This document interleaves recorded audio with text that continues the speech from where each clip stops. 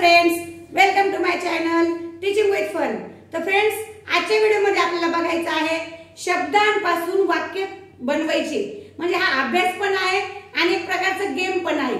या अगोदर आपण कोणता व्हिडिओ बनवला होता की एक मुळाक्षरापासून कोणताही एक शब्द घ्यायचा, म्हणजे एक अक्षर घ्यायचं आणि त्या अक्षरांपासून शब्द बनवायचे। हा व्हिडिओ बनवलेला आहे पण आता हा जो व्हिडिओ आहे तो आता शब्दांपासून, म्हणजे एक शब्दांपासून आपल्याला त्याचे वाक्य आपण बनवू शकतो, हे व्हिडिओ आपल्याला बघायचा आहे। तर त्या अगोदर फ्रेंड्स, व्हिडिओला लाईक करा, शेअर करा आणि सगळ्यात महत्त्वाचं म्हणजे सबस्क्राइब नक्की करून घ्या, जेणेकरून तुम्हाला माझे नवनवीन व्हिडिओज बघण्यासाठी मिळतील। तर फ्रेंड्स, बघूया आजचा व्हिडिओ। आता काय या शब्दांचा मी टायटल दिलेलं आहे की शब्दांपासून, शब्द जेव्हा मुळाक्षर अक्षर मिळून काय तयार होतो, मग शब्द तयार होतो। आणि आता आपल्याला बघायचं आहे शब्दांपासून वाक्य तयार करायचं। काय बघायचं मुलांना आज? शब्दांपासून वाक्य। आता मी शब्द काही दिलेले तुम्हाला आता एक्झाम्पल म्हणून, आहे की नाही? असं आपण कोणताही शब्द घेऊ शकतो आणि त्या शब्दांपासून आपण कितीही वाक्य तयार करू शकतो। तर कमीत कमी आता आपल्याला 2-2 एक्झाम्पल सांगायचे आहे। तर आता समजा हा शब्द आहे खिडकी। खिडकीने सगळ्याला कळते की नाही? तर मग आता खिडकीचं समजा एक वाक्य बनवायचं, तर मग ते कशा पद्धतीने सांगा बरं? खिडकीचं, आमच्या घराला 4 खिडक्या आहेत। आणि खिडकी शब्द त्या वाक्यामध्ये आलं पाहिजे। आता हे नंतर कशासाठी तुम्हाला वाक्य येणार आहे की जेव्हा तुम्ही समजा वाक्प्रचार एक नवीन व्हिडिओ बनवणार आहे मी, त्याच्यामध्ये मग वाक्य कसं बनवायचं हे सुद्धा त्याच्यामध्ये आपण घेणार आहोत। म्हणजे शब्द त्याच्यामध्ये तो आला पाहिजे, व्हिडिओ आला की तुमच्या लक्षात येऊन जाईल। आता बघा खिडकी काय सांगितलं एका मुलीने आपल्याला, आमच्या घराला 4 खिडक्या आहे। दुसरं वाक्य सांगा बरं। मी खिडकी जवळ बसून अभ्यास करते। Very good. मी खिडकी जवळ, खिडकी शब्द आला, पण आता आपल्याकडे जागा नाहीये, पण आपण असे अनेक उदाहरण घेऊ शकतो। आमच्या खिडकीला काच आहे, आमची खिडकी खूप मोठी आहे, आमच्या किचनला खिडकी आहे, अशा प्रकारचे आपण वाक्य घेऊ शकतो। समजलं ना? आता समजा पाहुणे सुद्धा तुम्हाला कळतं ना पाहुणे। आता मग पाहुण्यावर तुम्ही काय वाक्य बनवू शकता? सांगा बरं पाहुण्याचं, सांगा। आमच्या घरी आज पाहुणे आले। आमच्या घरी आज पाहुणे, मी फास्ट मध्ये लिहिते कारण मग आले, आहे की नाही? वाक्य झालं की नाही? पाहुणे शब्द आला की नाही? पाहुणे इथे खिडकी शब्द आला, आहे की नाही? आज आमच्या घरी आज पाहुणे आले। दुसरं एखादं वाक्य सांगा की, माझ्या दीदीला बघायला पाहुणे येणार आहे। Very good. माझ्या दीदीला म्हणजे आपली मोठी बहीण असेल, मग आपण त्यांच्यासाठी घरी पाहुणे बघायला, तर त्यांना पण म्हणतो आमच्या घरी आज पाहुणे येणार आहे। चला आता त्याच्यानंतर आहे भाऊ। भाऊ किंवा बहीण असते की नाही सगळ्यांना? तर आता भाऊचं वाक्य सांगा बरं।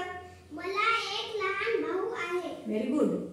मला एक लहान भाऊ किंवा छोटा भाऊ, आहे की नाही? मला एक छोटा भाऊ आहे। आणखी एखादं वाक्य सांगा बरं। माझा भाऊ खोडकर आहे। माझा भाऊ खोडकर आहे। असे वाक्य तुम्ही बरेच बनवून घ्यायचे आहेत, जेणेकरून तुमच्या या वाक्य कसे बनवायचे याचा तुमचा एक्सपिरियन्स जास्त येत जाईल आणि तुम्हाला खूप चांगल्या पद्धतीने मग वाक्य बनवता येतील। माझा भाऊ खोडकर, खोडकर म्हणजे सगळ्याचेच लहान भाऊ खोडकर असतात, आहे की नाही? धिंगाणा करणारे, मस्ती करणारे, अशा पद्धतीने। चला आता नंतर आहे कपाट। कपाट सुद्धा सगळ्यांच्या घरात असते की नाही? चला मग आता कपाटावर काय वाक्य बनवायचे सांगा बरं। आम्ही आज नवीन कपाट घेतला। Very good. आम्ही आज नवीन कपाट घेतला किंवा घेणार आहोत, आहे की नाही? अशा पद्धतीने। आणखी एखादं वाक्य सांगा। कपाटात कपडे ठेवतात। तुम्ही रोज कपाट बघता की नाही? मग तुम्हाला जे आपल्याला माहिती की आपण कपाटाचा उपयोग काय करतो? कपाटात कपडे ठेवतो, आहे की नाही? सगळ्यांचे कपडे, आपल्या घरातल्या सगळ्या व्यक्तींचे कपडे आपण ठेवत असतो। मग आम्ही कपाटात कपडे ठेवतो किंवा कपाटात कपडे ठेवतात, अशा पद्धतीने वाक्य बनवायचे आहे। कपाट शब्द आला की नाही? मग चला आता समोर आहे दर्शन। दर्शन काय? एखादं म्हणजे मुलांचं नाव पण असू शकते आणि काहींचं काय असू शकते, मग दर्शनाला जातो की नाही आपण देवाला वगैरे, तर मग अशा पद्धतीने सांगा बरं दर्शन वरचं एखादं वाक्य। माझ्या भावाचं नाव दर्शन आहे। अरे बाबा, याच्यात भावाचं नाव दर्शन आलं, आहे की नाही? माझ्या भावाचं किंवा भावाचे नाव दर्शन दर्शन आहे. आणखी एखादं वाक्य सांगा दर्शनावरचं. रोज आपल्या आई वडिलांचं दर्शन घेतलं पाहिजे. Very good. रोज आपल्या आई वडिलांचं, तिथे खूप चांगले. आपल्या आई वडिलांचं तेच आपले खूप मोठे सगळ्यात पहिले दैवत आहे. मग त्या दैवताचं आपण रोज सकाळी उठल्या दर्शन घेतलं पाहिजे आणि त्यांचा आशीर्वाद आपण घेतला पाहिजे, आहे की नाही. आता समोर आहे मंदिर.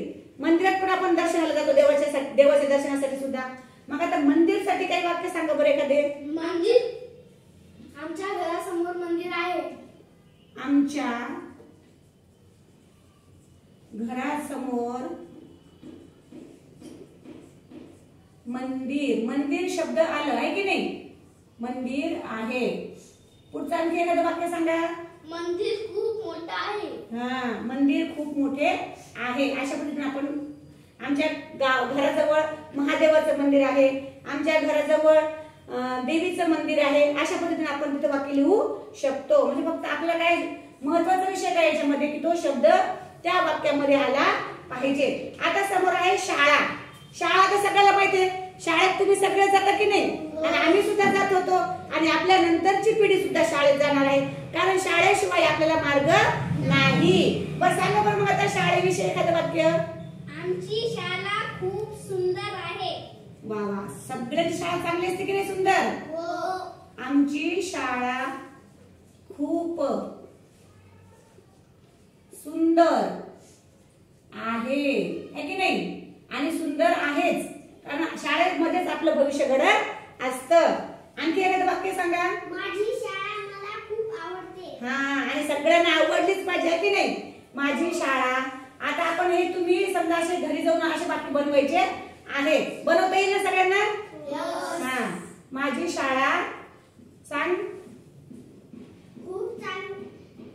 खूप आवडते. माझी शाळा मला खूप आवडते. मला खूप आवडते, है की नाही. आता हे दोन वाक्य लिहायला आपल्याला खूप वेळ लागलेला आहे. आपण काय करू, फक्त एक एकच वाक्य घेऊन बाकीचे आपण मग आणखी शब्द घेऊन मग घरी बनवायचे आहेत, जेणेकरून आणखी तुमचा अभ्यास झाला पाहिजे. आता आहे जेवण. जेवण तर सगळ्याला पाहिजे की नाही. हा, मग जेवणावर आधारित सांगा बरं एखादं वाक्य. मला जेवणात भात आवडतो.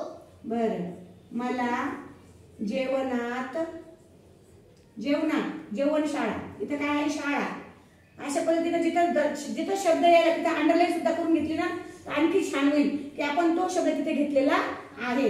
मला जेवणात भात आवडतो. आणखी दुसरं वाक्य सांगा बरं. मी रोज जेवण करतो. हा, मी रोज जेवण करतो, है की नाही. जेवायला म्हटलं की फक्त चांगलं चांगलं आवडतं. आता बघा, आता गाव म्हणजे काय, जिथे आपल्या आई आपण जरी जन्मलो नसेल पण आपल्या आई वडिलांचा जन्म कमीत कमी तिथे झालेला आहे, म्हणजे गावामध्ये, आहे की नाही. त्याला म्हणतात गाव. चला, गावावरचं एखादं वाक्य सांगा. माझे गाव खूप सुंदर आहे. हा, माझे गाव खूप सुंदर आहे. चला, आणखी एखादं वाक्य गावावर. माझ्या गावात शेत आहे.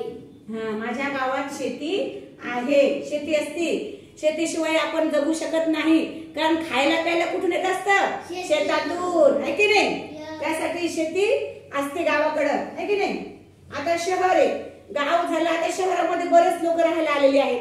मग आता शहरावर एखादं वाक्य सांगा. आम्ही शहरात राहतो. हा, आता सध्या बरेच लोक गाव सोडून आता शहरामध्ये यायला लागले आहेत, है की नाही. आम्ही शहरात राहतो. दुसरं एखादं वाक्य सांगा. शहर खूप मोठे आहे. हा, आणि शहर मोठेच असते की नाही. शहर मोठे असते, गावापेक्षा मोठे असते कमीत कमी, है की नाही. हे बघा, इथं कोणता शब्द होता, गाव, अंडरलाईन केली आपण. त्यानंतर शहरावर अंडरलाईन करायची. आता समोर आहे साडी. साडी कोण घालतं, आपली दीदी, आपली मम्मी, आजी वगैरे साडी घालतात. मग सांगा बरं साडीवर शब्द. माझी आई साडी नेसते. माझी आई साडी नेसते. दुसरं एखादं वाक्य सांगा. माझी आई साडी खूप सुंदर आहे. माझ्या आईकडे साडी खूप सुंदर आहे, है की नाही. चला, अशा प्रकारे आपल्याला शब्द कोणता आला पाहिजे, साडी. आता त्यानंतर आहे शब्द धरण. धरणवर शब्द सांगा. धरणात खूप पाणी असतं. Very good. धरणात खूप पाणी असते. आणखी एखादं वाक्य सांगा बरं मुलांनो. आमच्या गावात धरण आहे. हा, आमच्या गावात धरण आहे. खेडेगावामध्ये शेतीला पाणी पुरायला पाहिजे म्हणून बऱ्याच ठिकाणी धरणं बांधलेली असतात. आता आहे गवत. गवत काय असतंय? गवत सगळ्यांना माहिती ना. गवत सगळ्यांनी बघितलेलं की नाही पण? हा, जास्तीत जास्त गवत आपल्याला शेतामध्ये दिसत असत आहे की नाही. तर सांगा बरं गवतावर एखादं वाक्य. गवत हिरवे असते. हा, हे सगळ्यात महत्वाचं पॉइंट आहे. गवत कसं असतं? हिरवं. गवत हिरवे असते. त्यानंतर एखादं वाक्य सांगा आणखी गवतावर. गाय गवत खाते. हा, गाय प्राणी म्हणजे गाय म्हैस शेळी वगैरे आहे की नाही, ते काय खातात? गवत खातात. गाय गवत खाते आहे की नाही. अशा पद्धतीनं आपल्याला हे वाक्य म्हणायचे आहेत आणि लिहायचे आहेत. आता अशाच पद्धतीनं काय करायचंय आपल्याला. ही वाक्य आणखी मी तुम्हाला काही शब्द देईल किंवा ह्या शब्दावर आणखी तुम्ही कमीत कमी 2 ते 3 वाक्य बनवून आणायची आहेत. आलं का लक्षात? बनवताल ना मग?